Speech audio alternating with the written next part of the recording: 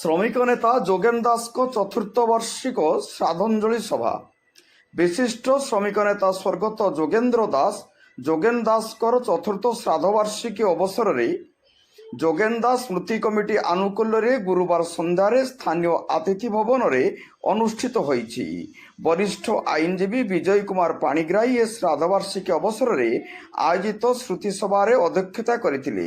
গত 70 দশকରୁ প্রায় 40 ବର୍ଷ ধରି ବାଲେଶ୍ୱର ଜିଲ୍ଲାର ଅବହେଳିତ ଶ୍ରମିକମାନଙ୍କୁ ନ୍ୟାୟ ପ୍ରଦାନ ପାଇଁ ଯେଉଁ ଐତିହାସିକ ସଂଗ୍ରାମ ସେ କରିଥିଲେ ତାହା ଏବେ ବି ଅତୁଟ ରହିଛି ବୋଲି ଶ୍ରଦ୍ଧାଞ୍ଜଳି ସଭାରେ ଯୋଗ ଦେଇ ଅତିଥି ବକ୍ତାମାନେ ମତବ୍ୟକ୍ତ କରିଥିଲେ।